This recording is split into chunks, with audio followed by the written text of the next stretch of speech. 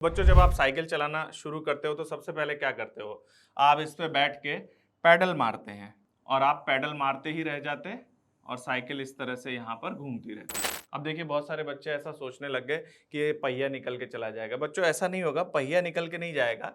ये जो पूरी साइकिल है ना, वो आगे जाएगी। तो हेलो स्टूडेंट्स, आप लोग साइकिल चलाना जानते होंगे और आप लोगों ने देखा है कि फिजिक्स में भी साइकिल का डिस्कशन आता है और साइकिल के टायर्स के ऊपर जब साइकिल चलती है तो फ्रिक्शन की क्या डायरेक्शन होती है, इसका डिस्कशन किया जाता है और इसमें मोस्ट ऑफ द स्टूडेंट्स को कंफ्यूजन होता है।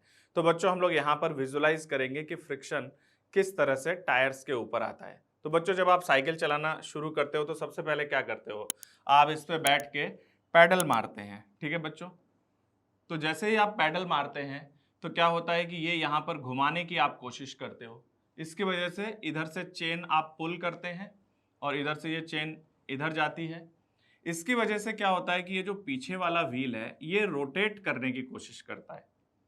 तो मान लीजिए कि ये सरफेस फ्रिक्शनलेस होता तो क्या होता? तो देखिए बच्चों, आप पैडल मार रहे हैं और आप रियर व्हील को घुमाने की कोशिश कर रहे हैं। तो देखिए बच्चों, क्या होगा कि जब आप पैडल मारेंगे, मान लो ये सरफेस फ्रिक्शनलेस होता तो क्या होता? यहां पर ये पहिया देखिए बच्चों इस तरह से रोटेट कर जाता और आप पैडल मारते ही रह जाते और साइकिल इस तरह से यहां पर घूमती रहती। ये वाला पहिया मतलब ये आगे नहीं बढ़ता। तो बच्चों, ये जो आगे बढ़ रहा है ना, ये फ्रिक्शन की वजह से बढ़ रहा है। तो सबसे पहले ये जो ग्राउंड और टायर है ना, इसके बीच में फ्रिक्शन होना चाहिए। तो फ्रिक्शन की वजह से क्या होगा बच्चों? आप लोग जानते हैं कि फ्रिक्शन रोल में कब आता है? या तो टेंडेंसी ऑफ स्लिपिंग हो या फिर स्लिपिंग हो तो फ्रिक्शन रोल में आता है। तो देखिए बच्चों, जैसे ही आपने पैडल मारा, आप क्या कर रहे हैं? पीछे वाले व्हील को घुमाने की कोशिश कर रहे हैं और उसकी वजह से जो व्हील है, थोड़ी देर के लिए सोचो कि फ्रिक्शनलेस है तो ये इस तरह से मूव करता। तो जरा आप लोग ना इसके पॉइंट ऑफ कांटेक्ट को देखिए। पॉइंट ऑफ कांटेक्ट ये वाला पॉइंट, ये किस तरह से जाता? तो ये जो पॉइंट ऑफ कांटेक्ट है बच्चों, ये पीछे जाने की कोशिश करता है। तो ये जो पॉइंट ऑफ कांटेक्ट जो पीछे जाने की कोशिश करेगा, उसकी वजह से क्या होगा बच्चों? यहां पर tendency of slipping, point of contact पीछे जाना चाहता है, इस वजह से यहां पर फ्रिक्शन डेवलप होगा F1। तो समझ में आया बच्चों ये फ्रिक्शन कैसे डेवलप हुआ? क्योंकि ये पॉइंट ऑफ कांटेक्ट पीछे जाना चाह रहा है। तो एक बार फिर से ध्यान से देखिए आप लोग, व्हील के घूमने की वजह से देखो ये पॉइंट ऑफ कांटेक्ट पीछे जाना चाह रहा है और पीछे जाना चाह रहा है, इसलिए फ्रिक्शन आगे की तरफ क्रिएट हुआ। अब देखिए स्टूडेंट्स, इस फ्रिक्शन की वजह से क्या होगा? इस फ्रिक्शन की वजह से जो पूरी साइकिल है ना, वो आगे जाने की कोशिश करेगी। तो उसकी वजह से क्या होगा कि ये जो पहिया है विच इज एट रेस्ट, ये आगे जाने की कोशिश करेगा। देखिए बच्चों, कुछ इस तरीके से कि ये वाला जो पहिया है वो सीधा सीधा ऐसे आगे जाने की कोशिश करेगा।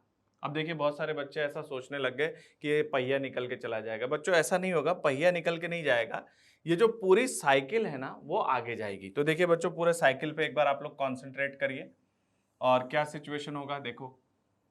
यहां पर पूरी साइकिल पीछे वाले फ्रिक्शन की वजह से आगे जाना चाहेगी। तो आप लोग एक बार पॉइंट ऑफ कांटेक्ट पे नजर रखिए। ये है पॉइंट ऑफ कांटेक्ट। देखो बच्चों, ये पॉइंट ऑफ कांटेक्ट आगे जाना चाहता है, यानी कि जो फ्रंट व्हील है उसकी टेंडेंसी ऑफ स्लिपिंग जो है वो आगे की तरफ है। ठीक है, इसलिए इस पॉइंट ऑफ कांटेक्ट पे जो फ्रिक्शन आएगा वो पीछे की तरफ आएगा बच्चों, है ना।